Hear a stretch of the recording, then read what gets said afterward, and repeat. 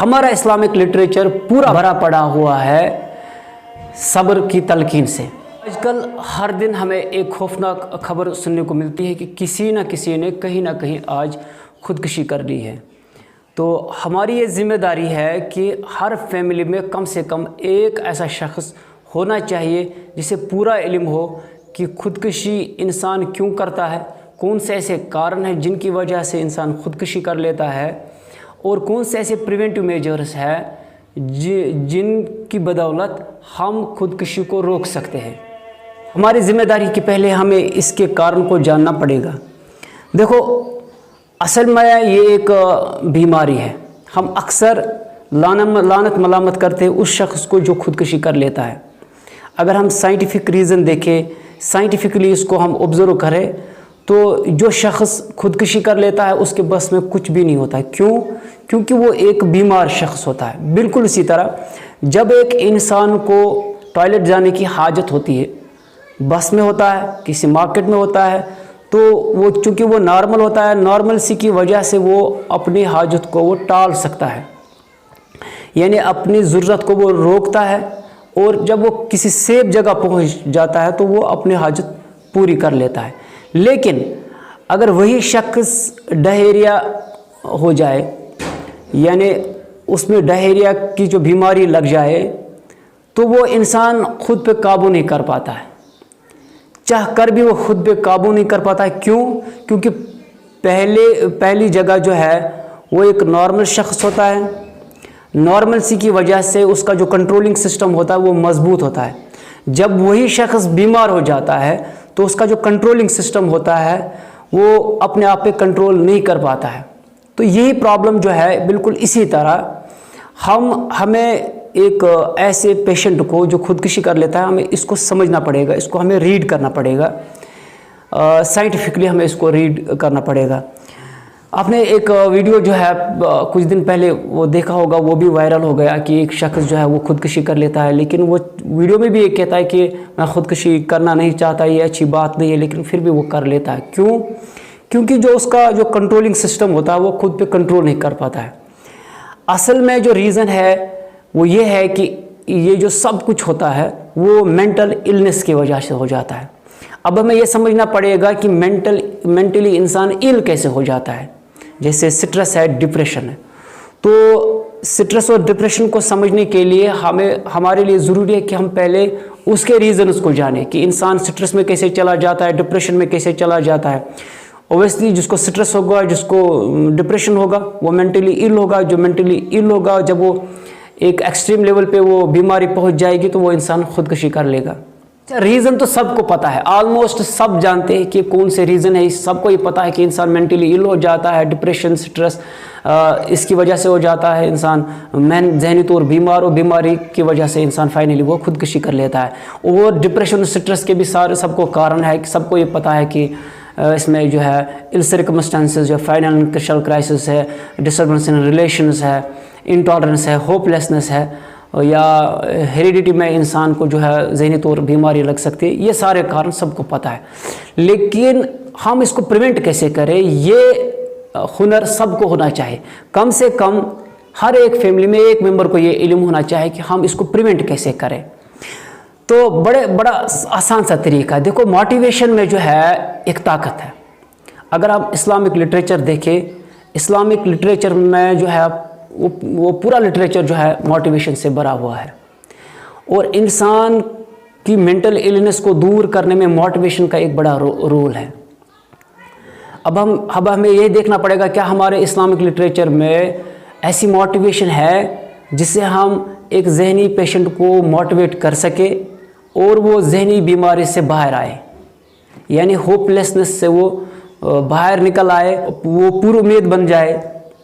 کیا ایسا ہے؟ دیکھو، ہر دن ایک شخص کم سے کم فیملی میں، وہ یہ نہ سوچے کہ میری فیملی میں کوئی شخص بیمار ہے ذہنی طور یا نہیں ہے، وہ ایسا نہ سوچے، بلکہ ہر ایک شخص کی ذمہ داری ہے، خاص کر بزرگ شخص کی یہ ذمہ داری ہے کہ وہ شام کو جب پوری فیملی بیٹھ جاتی ہے تو وہ پوری فیملی میں وہ صبر کرنے کی تلقین کرے۔ اور صبر کرنے کی تلقین وہ کس طرح کرے؟ اسلامک لٹریچر کو مد نظر رکھ کر۔ ہمارا اسلامک لٹریچر پورا بھرا پڑا ہوا ہے صبر کی تلقین سے، ایسے واقعات سے جس میں صبر کی تلقین کی گئی ہو، چاہے وہ قرآن ہو، احادیث ہو یا واقعات ہو۔ تو ایسے واقعات بیان کرنا، پوری فیملی کو سنانا یا اس کے ذریعے یہ بتانا کہ اللہ تعالیٰ جب جو انسان صبر کر لیتا ہے اس کو اللہ تعالیٰ کون سے انعامات دنیا میں دے گا، آخرت میں دے گا، اور جو انسان صبر نہیں کرے گا اس کے لیے کون سے وعید ہے، یہ بھی بیان کرے۔ جیسے قرآن میں جیسے حضرت صابر علیہ السلام کے واقعات ہے، یونس علیہ السلام جو مچھلی کے پیٹ میں اس نے صبر کیا، یوسف علیہ السلام جو کنویں میں اس نے صبر کیا، یا ہمارے جو صحابہ تھے وہ بہت غریب تھے، غریبی کے باوجود بھی انہوں نے صبر کیا، اللہ تعالیٰ نے پھر ان کو کس طرح نوازا۔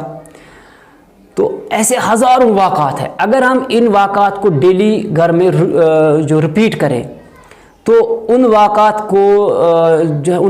کی وجہ سے جو گھر میں ذہنی طور بیمار شخص ہوگا اس میں امید پیدا ہو جائے گی۔ جب امید پیدا ہو جائے گی، ڈیزائر پیدا ہو جائے گا، تو اس کا جو فیئر ہے، سٹریس ہے، وہ کم ہو جائے گا۔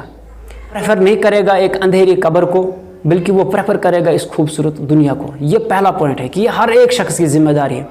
اس سے کیا ہوگا کہ جس شخص کا ایموشنل کوشنٹ ویک ہوگا، اس شخص کا ایموشنل کوشنٹ بہت زیادہ مضبوط ہوگا، کیونکہ موٹیویشن میں بہت زیادہ پاور ہے، موٹیویشن میں طاقت ہے۔ یہ سائنٹیفکلی پروون ہے، اس میں کوئی دو رائے نہیں ہے۔ یہ جذباتوں کی بنیاد پہ ہم نہیں کہتے، بلکہ یہ سائنٹیفکلی پروون ہے کہ جب آپ موٹیویشن دیتے ہو تو انسان میں جو چینج آ جاتی ہے، انسان کی سوچ میں چینج آ جاتی ہے، انسان کا جو کنٹرولنگ سسٹم ہے وہ کنٹرولنگ سسٹم بڑھ جاتا ہے، انسان میں جو نیگیٹو تھاٹس ہوتے ہیں وہ پازیٹیو بن جاتے ہیں۔ تو یہ پہلا پوائنٹ ہے۔ دوسرا پوائنٹ جو ہے وہ ہے کہ اگر گھر میں ریلیشنز میں ڈسٹربنس آ جائے، وائزلی اس کو ہینڈل کر لینا۔ ڈسٹربنس تو ہر فیملی میں آئیں گے، سوشل ریلیشنز میں بھی، فیملی ریلیشن میں، لیکن ان کو وائزلی ہمیں ہینڈل کرنا پڑے گا۔ اگر کسی شخص نے کسی کے ساتھ زبردستی کی، زیادتی کی، کسی وجہ سے زیادتی کی، تو بعد میں اس شخص کو اپنے حالات پہ نہیں چھوڑنا ہے، بلکہ اس کو مانیٹر کرنا ہے۔ جو اس نے سختی کی ہے اس شخص کے ساتھ، تو اس کا ازالہ فوری طور کرے، اس کو تنہا نہ چھوڑے تب تک جب تک اس کا ازالہ نہ ہو، جب تک وہ ریکور نہ ہو۔ یعنی اس کے ذہن میں ایسا دکھ نہیں رہنا چاہیے کہ اس کے ساتھ زیادتی ہوئی ہے، مار پیٹ ہوئی ہے یا کوئی گالی گلوچ اس کے ساتھ ہوئی ہے، تو وہ اس کو اتنا پیار دے بعد میں کہ وہ ریکور ہو سکے۔ تیسری بات کہ اپنے بچوں کے ساتھ ہم بہت زیادہ لاڈ پیار کرتے ہیں، ان میں جو سختی سہنے کی جو شمتا ہوتی ہے وہ کم ہو جاتی ہے۔ تو یہ بھی ٹھیک ہے کہ اپنے بچوں کو اتنا لاڈ پیار نہ دے کہ وہ کبھی پھر آپ کو اچانک اس کے ساتھ زیادتی کرنی پڑے، کسی وجہ سے زیادتی کرنی پڑے تو وہ پھر برداشت نہ کر پائے۔ اسی کے ساتھ ill سرکمسٹانسز میں اچانک جب حالات بگڑ جائے تو اس وقت مانیٹر کر لینا، ایسے شخص کو جو ایموشنلی ویک ہو اس کو مانیٹر کر لینا، اس کا خاص خیال رکھ لینا۔ یا اگر کسی شخص کی ڈیتھ ہو جائے تو پھر جو اس فیملی میں جو کمزور شخص ہوگا اس کو اتنا پیار دینا، اتنا دلاسا دینا، اتنی امید دلانا کہ وہ جو یادیں اس کے ذہن میں ہے اس شخص کی، جو شخص مر گیا ہو، وہ ریپلیس ہو جائے۔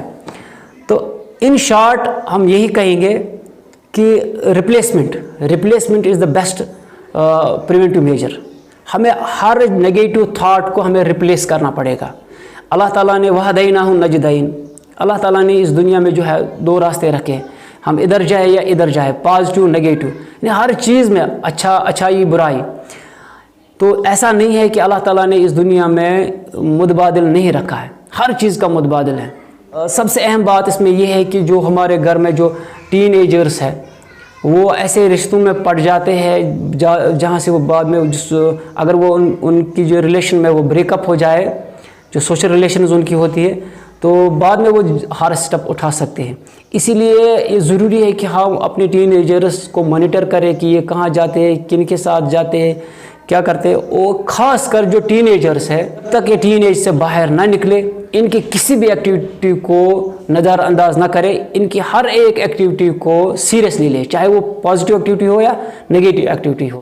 سب سے اہم بات اور ایک یہ ہے کہ جو ہماری جو عورتیں ہیں ان کا ایموشنل کوشنٹ ویک ہوتا ہے، بہت زیادہ ویک ہوتا ہے. یہ نیچرلی ہے، سائنٹیفک فیکٹ ہے کہ عورتوں میں، اکثر عورتوں میں، سب میں نہیں، اکثر عورتوں میں جو ہے ایموشنل کوشنٹ ان کا ویک ہوتا ہے، جس کی وجہ سے آپ نے یہ دیکھا ہوگا کہ اکثر عورتیں زیادہ خودکشیاں کر لیتی ہیں، یا ٹین ایجرز یا عورتیں تو یہ خودکشیاں کر لیتی ہے. اسی لیے ان کے ساتھ زیادتی مت کرو. اگر آپ نے کبھی کسی وجہ سے زیادتی کر لی ہے تو اس کا ازالہ فوراً کرو، پیار محبت سے سمجھاؤ، کیونکہ پیار محبت سے ہی، موٹیویشن سے ہی آپ اس کو ریکور کر سکتے ہیں. اگر آپ کی فیملی میں عورتیں جو ہے ایموشنلی مضبوط ہے تو آپ کی فیملی مضبوط ہے، آپ کے بچے مضبوط ہیں. اگر آپ کے گھر میں عورتیں جو ہے ایموشنلی ویک ہے، خود اپنے جذبات پہ قابو نہیں کر پاتی ہے، تو یہ سمجھ لو کہ آپ کے بچے بھی جو ہے وہ بھی ذہنی طور بیمار ہو جائیں گے، اور یہی عورت جو ہے پوری فیملی کو ڈسٹرب کرے گی، پورے سارے ریلیشنز کو یہ جو ہے ڈسٹرب کرے گی. میں خاموش رہ کر ہر ایک فیملی ممبر کے مائنڈ کو ہمیں ریڈ کرنا پڑے گا، ہر ایک فیملی ممبر کی ایکٹیویٹی کو ہمیں ریڈ کرنا پڑے گا، اور بعد میں ہمیں یہ نوٹ کرنا پڑے گا کہ کس شخص کا ایموشنل کوشنٹ ویک ہے. جس کا ایموشنل کوشنٹ ویک ہے اس کا ہمیں زیادہ خیال رکھنا پڑے گا.